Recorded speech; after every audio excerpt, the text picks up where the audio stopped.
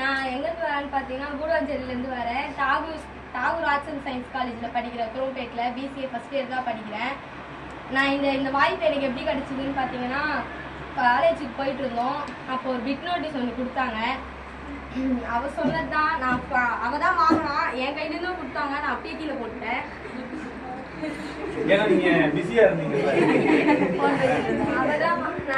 அப்புறம் அவகிட்ட இருந்தது தான் நான் வாங்கி நம்பர் கால் பண்ணேன். உமா மேம் தான் அட்டன் பண்ணாங்க. அவ கூட பேசல, நான் தான் பேசினேன். அப்புறம் உமா மேம் அட்டன் பண்ணி பேசினப்ப என்கிட்ட அப்போ அமௌண்ட் இருந்துச்சு. நீயும் வரணும், என்கிட்ட இல்லை அப்படின்னு அவன் சொன்னான். இல்லை போனால் 2 பேரும் ஒன்றா போவோம் அப்படின்னு சொல்லிட்டு அவகிட்ட நான் சொல்லி அவங்க அம்மா கிட்டலாம் பேசி அப்புறம் அவங்களும் ரெடி பண்ணி முடிக்கிறது தான் இன்றைக்கே முடிச்சிடலாம் அப்படின்னு சொல்லிட்டு வந்தோம். வந்தப்போ ஃபஸ்ட்டு சோமு சார் தான் இன்டர்வியூ எடுத்தார். அப்போது ஏதோ இது அவர் பேசினதே, ஐயோ நம்ம வேலை செய்கிற இடத்துல எந்த இடத்துக்கு போனாலும் ரொம்ப ரகடாக இருக்காங்க.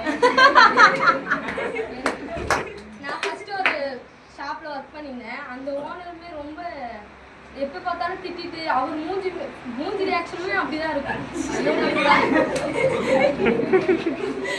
நம்ம வேலை செய்ய போற இடத்துல எல்லாருமே ரகடா இருக்காங்களே அப்படின்னு சொல்லிட்டு தான் வந்தேன். அதுக்கப்புறம் சசி சார் வந்தாரு. சசி சார் தான்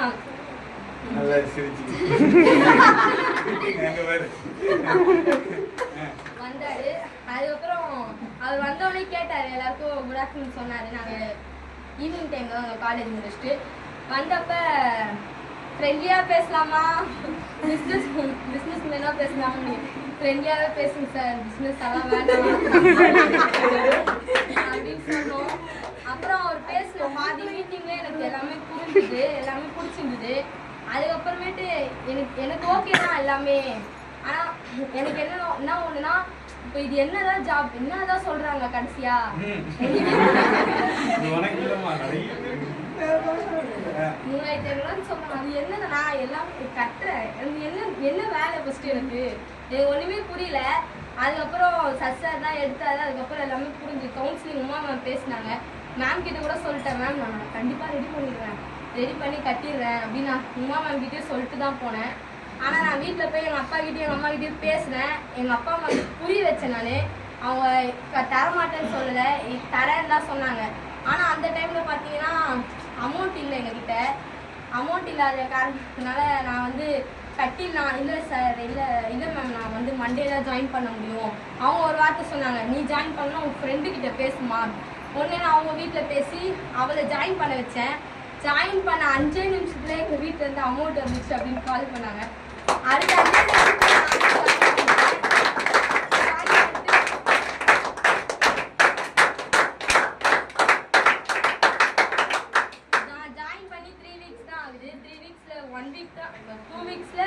ஒன் வீக் தான் நான் மோஸ்ட்லியாக ஆஃபீஸ் வந்திருப்பேன். மற்றபடி நான் வந்திருக்க மாட்டேன். அம்மா ஒரு ஹாஸ்பிட்டல் இஷ்யூவாக நான் வரல. அப்போ கூட எனக்கு எல்லாமே பிடிச்சிருந்து, போவோம் போய் பார்ப்போம் என்னதான் வேலை. அப்போ கூட எனக்கு என்னதான் வேலை, அந்த ஒரு வாரம் வந்துட்டு சும்மா தானே உட்காந்து வீடியோ பார்க்க சொல்கிறாங்களே, அதுக்கு அதுதான் நம்ம வேலை போல, அதை விட இது பரவாயில்ல, ஃபோனை பார்த்துட்டு இருக்கலாம் அப்படின்னு சொல்லிட்டு தான் வந்தேன். அதுக்கப்புறம் வந்து பார்த்தேன். அதுக்கப்புறமேட்டு ஃபஸ்ட்டு நான் வந்து ட்ரைனிங் அச்சீவ்ஸ் ப்ரோக்ராம்லாம் உமா மேம் எம்ப்ராய்டு அடிச்சிருந்தாங்க. அதை பார்த்தப்ப அடுத்த வாட்டி ஸ்டேஜில் நம்ம நிற்கணும் அப்படின்னு நினச்சேன். நினச்சிட்டேன்ட்டு அதை நான் பண்ணாமல் விடலை. அடுத்த வாட்டி நான் ஸ்டேஜில் ஸ்மார்ட் அச்சீவ்மெண்ட்டு போஸ்டிங்கில் அச்சீவ் பண்ணேன்.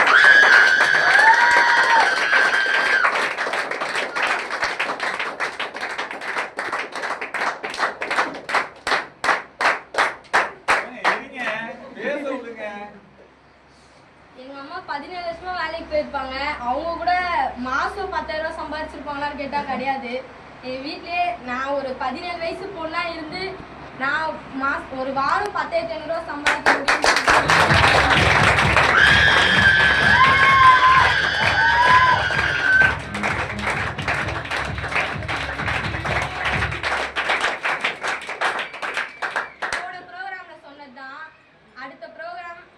பிளாட்டினம் அடிச்சு எங்கள் அம்மா அந்த ஸ்டேஜ் ஏற்றுவேன்னு சொன்னதுதான்.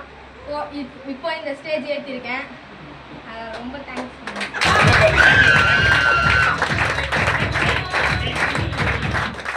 போன வாரம் ஸ்டேஜில் சொன்னதுதான் என் டீமையும் நான் ஸ்டேஜ் ஏற்றுறேன்ட்டு.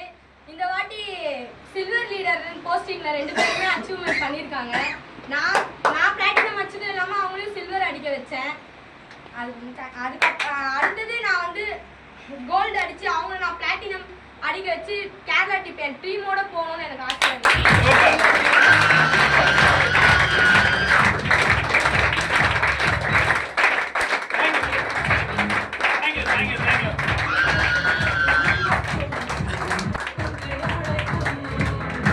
விஜயலட்சுமி இன்னைக்கு ஷார்ட் பீரியட்ல 17 வயசு தான் ஆகுதான். 17 வயசுல இன்னைக்கு காலேஜ் ஸ்டூடெண்டா இருந்து இன்னைக்கு பெரிய லெவல்ல சக்சஸ்ஃபுல். நான் சொல்ல மறந்துட்டேன். திவ்யலட்சுமின்னு சொல்லும்போது ஜாயின் பண்ணும்போதே சொன்னாங்க எங்கள் அம்மா கொஞ்சம் ஹெல்த் இஷ்யூ, உடம்பு சரியில்லை, ஹாஸ்பிட்டலில் இருக்காங்க, என்னால் சரியாக வர முடியல அப்படின்னாங்க. இன்னைக்கு நல்லா இருக்காங்க. கண்டிப்பாக திவ்யலட்சுமி இந்த பிஸ்னஸ் மூலியமாக சம்பாதிச்சு மேலும் மேலும் அடுத்தடுத்த லெவல் அச்சீவ்மெண்ட் பண்ண நல்ல ஒரு பாராட்டு கொடுத்துடலாமா?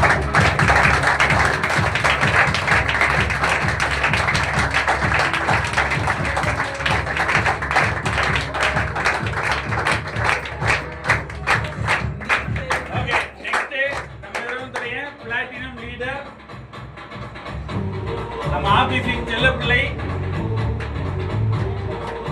சண்முக பிரியா.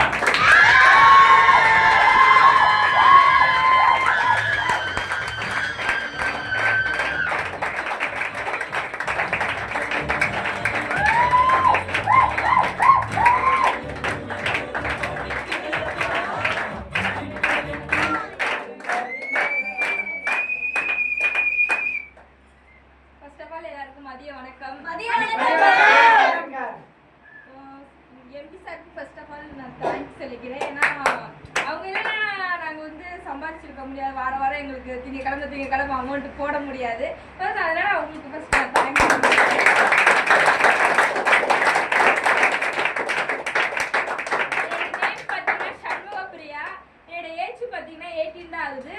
சொந்த ஊர் பார்த்தீங்கன்னா தூத்துக்குடி கிராமத்தில், தூத்துக்குடி மாவட்டம். அந்த மாவட்டத்தில் சின்ன கிராமத்தில் நாகலாபுரம்னு ஒரு கிராமத்தில் இருந்தால் நீங்கள் வந்து நான் ரொம்பலாம் படிக்கல. ஒரு 10th முடிச்சுட்டு 2 வருஷம் ஐடிஐ படித்தேன். ஐடிஐ படித்து முடிச்சுட்டோம். எனக்கு அப்பா அம்மாலாம் கிடையாது. அப்பா அம்மா இந்த காலத்தில் பொண்ணு எதுக்கு, பொண்ணு இருந்தால் நகை போட்டு கல்யாணம் பண்ணி கொடுக்க முடியாது அப்படின்னு சொல்லிட்டு தூக்கி போட்டு போயிட்டாங்க. பாட்டி தாத்தா தான் என்னை எடுத்து வளர்த்தாங்க. அவங்க வந்து படித்து முடிச்சு அடுத்து என்ன பண்ண போகிறோம், ஏன்னா அடுத்து நம்ம கல்யாண செலவு, எனக்குன்னு ஒரு செலவு நம்ம தான் பார்த்துக்கணும் அப்படின்ட்டு நான் வந்து சென்னைக்கு வந்தேன். சென்னையில் மரபணி நகரில் யூகாங்கிற கம்பெனியில் ஒர்க் பண்ணி பார்த்தீங்கன்னா 15,000 சம்பளம் சொல்லிட்டு கூட்டிகிட்டு போனேன். அங்கே பார்த்தீங்கன்னா ஒரு 10, 13, 12 அப்படி தான் வந்துச்சு தவிர ஒரு 15,000 கூட எனக்கு சம்பளம் வந்து கிடையவே கிடையாது. அப்படிங்கிறப்ப அங்கே நான் இப்படி 8 மணி நேரம் 16 மணி நேரம் நானும் சத்யா மேமெல்லாம் நின்று ஒர்க் பண்ணியிருக்கோம். அப்படிங்கிறப்ப எனக்கு வந்து எங்களுக்கு சாப்பாடுங்கிறது ரொம்ப கஷ்டம். ஏன்னா வந்து நான் வந்து வீட்டு வாடகை கொடுப்பேனா, வீட்டுக்கு அமுச்சு விடுவேனா, என் கை செலவு பார்த்தீங்கன்னா என்ன பார்க்குறது அப்படின்ட்டு அந்த 11,000 எனக்கு செலவுக்கு பத்தாது. அடுத்து வந்து எனக்கு வந்து சத்யா மேம் தான் இந்த வாடி கொடுத்தது. அவங்களுக்கு அப்படி சொல்ல நன்றி சொல்லியிருக்கேன்.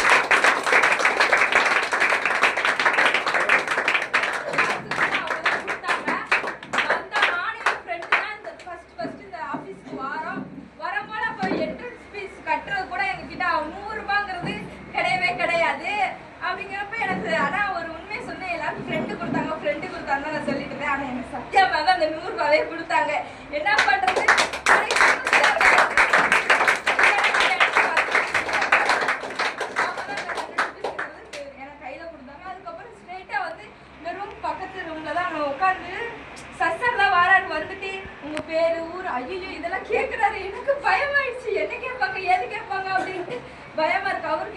வெயிட் பண்ணுங்க அப்படின்ட்டு போயிட்டாங்க. அதுக்கப்புறம் இங்கே கூட்டிகிட்டு வந்து உட்கார வச்சாங்க. இங்கே தான் உட்காந்துட்டு அன்றைக்கி பார்த்தீங்கன்னா எனக்கு ரொம்ப ஜுரம், இது தாங்கவே முடியல. ஏசி வேற போட்டு ஃபேனை வேற போட்டு போயிட்டாங்க. குளிர்ல நடுங்கிட்டு இப்படி உட்காந்துருக்கேன். உட்காந்துட்டு சார் நீ தூங்குறியா என்ன பண்ற அப்படின்னு சசி சார் கேட்குறாரு மீட்டிங் வந்து. இல்லை சார் எனக்கு ரொம்ப ஃபீவர், உடம்பு சரியில்லை அப்படின்ட்டு மீட்டிங்லாம் பார்த்து முடிச்சிச்சு. நான் எனக்கு அப்போ வேற எனக்கு அந்த ஜுரத்துலேயே வேற தூக்கம் வேற கேட்குது அந்த மீட்டிங்கில். தூக்கு ஏன்னா நான் ஸ்கூலெல்லாம் எல்லாமே இது மதிய சாப்பாடு பீரியட்லாம் சாப்பிட்டுட்டு தான் எனக்கு எப்பவுமே தூக்கம் வரும், தூக்கிடுவேன் நான். அதே மாதிரி அந்த தூங்கின பழக்கத்துக்கு நான் இங்கே வந்து தூங்கிட்டேன். எனக்கு ஒன்றுமே புரியல. சரி அப்படின்ட்டு வாரம் 70,000 சம்பாதிக்கிறது. ஏன்னா ஒரு கம்பெனியில் போய் நம்ம வந்து நாய்படாத பாடா 8 மணி நேரம் 16 மணி நேரம் நின்றுலாம் ஒர்க் பண்ணியிருக்கோம். எவனுக்கோ கீழே நம்ம வந்து வேலை பார்த்துருக்கோம் நாய். ஏன்னா வந்து ரொம்ப திட்டிருக்கோம். சேஃப்டி அந்த கம்பெனிலாம் ரொம்ப முக்கியம். ஏன்னா நம்ம ட்ரில்லு டேப்பு அப்படி தான் இருப்பாங்க. அதனால ரொம்ப சேஃப்டிங்கிறது ரொம்ப முக்கியம். கையை உள்ள கிட்ட கை கால் எது நட்டு போயிடும். அப்படிங்கிறப்ப ரொம்பலாம் திட்டு வாங்கியிருக்கேன். அன்னைக்கு போனாதான் அங்கே சம்பளம். ஆனால் இங்கே இந்த நிறுவனத்தில் அப்படிலாம் கிடையாது. நம்ம இல்லைனாலும் இந்த ஆஃபீஸில் இல்லைனாலும் எனக்கு சம்பளங்கிறது வரதான் செய்யும். நான் ஊருக்கு போயிருக்கேன். நான் இங்கே வந்து ஜாயின் பண்ணிட்டு போயிட்டு நான் போனால் பிறகு எனக்கு இந்த கம்பெனிலேருந்து நிறுவனம் எனக்கு வந்து ஒரு வாரம் 5,000 கொடுக்க தான் செஞ்சாங்க எனக்கு.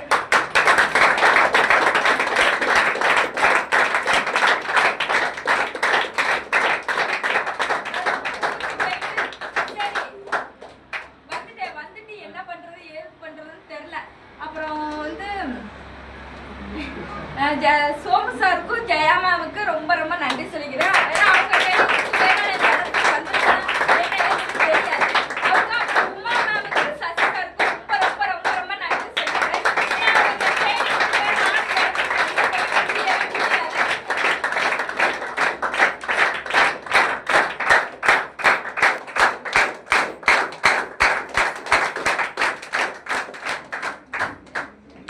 அதுக்கப்புறம் பார்த்தீங்கன்னா எல்லாரும் பிளாட்டின் அடிச்சது அதை பத்திலாம் அவங்களாம் சொன்னாங்க. எனக்கு பார்த்தீங்கன்னா திங்கக்கிழமை எல்லாமே கடன்னு அந்த என்ட்ரி வந்துச்சு. நான் லாஸ்ட் நேரத்தில் பார்த்தீங்கன்னா அந்த ஒரு என்ட்ரி அன்னைக்கு ஞாயிற்றுக்கிழமை ஒரு என்ட்ரிக்கு இங்கே பெயிண்டிங் ஒர்க்கெல்லாம் போய்கிட்டு இருக்கு. எல்லாரும் பெயிண்டிங் அடிச்சுட்டு இருக்காங்க. அதெல்லாம் அடிச்சிருவோம். ஒரு என்ட்ரி தானே எல்லாரும் அடிச்சுருவேன்றவங்க. எனக்கு வேற லாஸ்ட் நேரத்தில் படன்னு இருக்கு. ஐயோ சஸ்ஸாங்க சொல்ற அதெல்லாம் அடிச்சிடலாமா, கவலைப்படாத அதெல்லாம் கவலைப்படாத அடிச்சிடலாம். சோமு சார் அடிச்சிருவாமா நீ அடிச்சிருவா. உமாவும் மோட்டிவேஷன் பண்றாங்க. என்ன பண்றது எது பண்றதுன்னு தெரியல. தெரியாம நான் வந்து திருன்னு முடிச்சுட்டு இருக்கேன். ஒரு பக்கம் Uma ma'am Sathya ma'am call பண்ணி பேசிக்கிட்டே இருக்காங்க.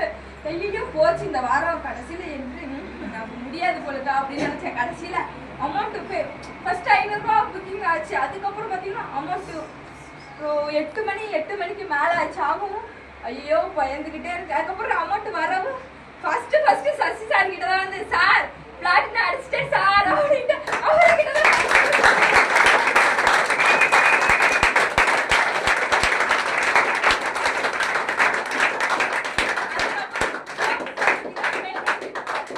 கங்க்ராச்சுலேஷன் பிளாட்டினம் லீடர் அப்படின்னு. அப்போ வந்து எனக்கு ரொம்ப சந்தோஷமா இருந்துச்சு. அவங்க திவ்யா மேமு அப்புறம் வந்து டயனா மேம் அவங்களாம் அவங்க அம்மா அப்பா கூட்டிகிட்டு வரும்போது இந்த இடத்துல பார்த்தீங்கன்னா எங்கள் அப்பா அம்மா இல்லை அப்படின்ட்டு வந்து எனக்கு ரொம்ப வருத்தமாக இருந்துச்சு. அப்போ நான் ரொம்ப வருத்தப்பட்டேன். அந்த நேரத்தில் பார்த்தீங்கன்னா அப்பாவா இருந்து சசி சாரு சோமு சார், அம்மாவா இருந்து உமா மேமு ஜெயா மேம் அந்த இடத்துல வந்து நின்றப்ப எனக்கு இவ்வளோ பேர் இருக்காங்க. எனக்கு இந்த ஃபியூச்சர் இந்தியா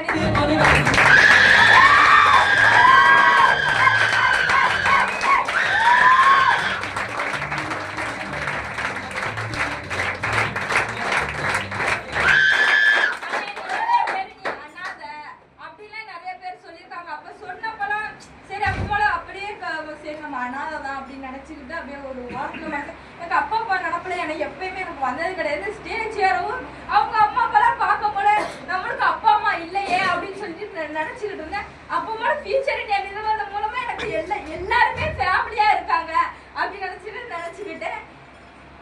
அதுக்கப்புறம் பார்த்தீங்கன்னா இந்த ஃபீல்டில் வந்து ஜெயா மேம் வந்து 13 வருஷமா ஒர்க் பண்ணி 80 பவுன் எடுத்திருக்காங்க. அதுக்கு மீறி அதிகமாக சம்பாதிப்பேன் சவால் விட்டுருக்காங்கம்மா.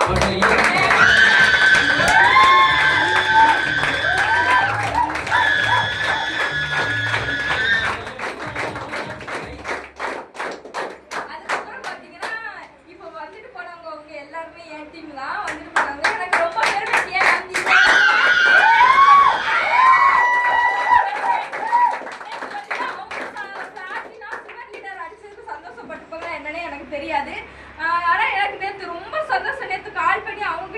பேசுறேன், பிளாட்டினம் அடிச்சிட்டீங்களா எல்லாம் உன்னால முடியுமா, முடியும், நீ எடுத்து பண்ணு, நீ ஜெயிப்ப அப்படின்னு சொல்லிட்டு அவங்க கிட்ட மோட்டிவேஷன் பண்ணிக்கிட்டே இருக்கு. அதுக்கப்புறம் சங்கவே கால் பண்ணி அது உமா மேம்க்கு அமௌண்ட் அனுப்பிச்சு விட்டா உமா மேம் கிட்ட சொல்லிச்சா என்னமோ தெரியல. ஆனா ஃபர்ஸ்ட் எனக்கு தான் கால் பண்ணி மேம் நான் சில்வர் அடிச்சிட்டேன் மேம் அப்படின்ட்டு எனக்கு ஃபர்ஸ்ட் கால் வந்து எனக்கு தான் ஃபர்ஸ்ட் சொல்லிச்சு. அடுத்து ரெண்டாவது டயனா பாத்தீங்கன்னா மேம் நானும் பிளாட்டினம் அடிச்சிட்டேன் அப்படின்னு ரெண்டாவது போன் வந்து ரெண்டாவது. அப்ப ரொம்ப மனசுக்கு யாருக்கிட்ட சொல்லி நம்ம சந்தோஷப்படுறது, ரூம்ல யாருமே இல்ல, ஃப்ரெண்டு கூட எங்கேயோ போயிட்டா.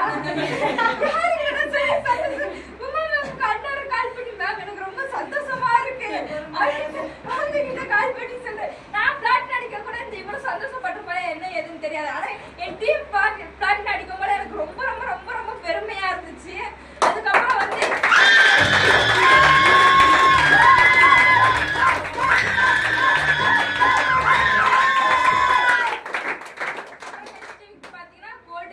அடிச்சு அதுக்கப்புறம் என் டீம்ல இருக்கிறவங்க கூட கூட்டிட்டு வருவேன் அப்படின்ட்டு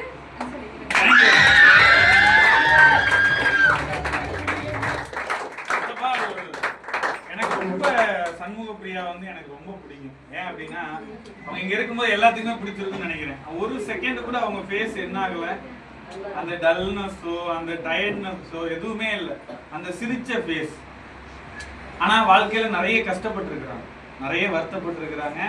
ஆனா அந்த ஒரு ஹாப்பினஸ்க்கு தான் இன்னைக்கு அவங்களுக்கு எல்லாமே நடந்துகிட்டு இருக்குது. இந்த ஃபியூச்சர் இந்தியால எல்லார்கிட்டயுமே சொல்லுவேன், சண்முக பிரியா கிட்ட மட்டும் இல்ல, சண்முக பிரியாட்ட மட்டும் இல்ல, எல்லார்கிட்டயுமே சொல்லுவேன், உங்களுக்கு யாரும் இல்லைன்னு நினைச்சு நீங்க வருத்தப்படாதீங்க. உங்களுக்கு நாங்க இருக்கோம், எங்க டீம் இருக்கு. அதனால எதை பத்தியும் வருத்தப்படாதீங்க, தைரியமா பண்ணுங்க, நம்பிக்கையோட பண்ணுங்க. 99% உங்க மேல நம்பிக்கை வைங்க, 1% எங்க மேல நம்பிக்கை வச்சு பண்ணுங்க, கண்டிப்பா ஜெயிக்க முடியும்னு சொல்லி இன்னைக்கு ஜெயிச்சிருக்கிறாங்க, ஜெயிச்சுக்கிட்டு இருக்கிறாங்க. இன்னும் பெரிய லெவல்ல அச்சீவ்மெண்ட் பண்ணணும்னு சொல்லி நல்ல ஒரு பாராட்டு கொடுத்தாங்க.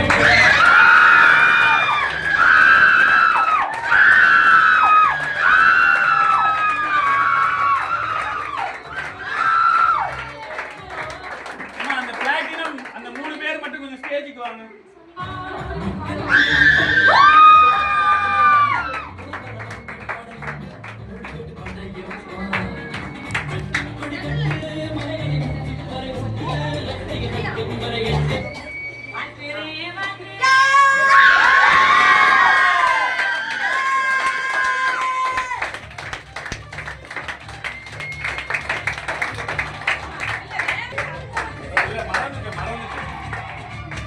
நல்ல ஒரு கிளாப் கொடுத்துடலாம்.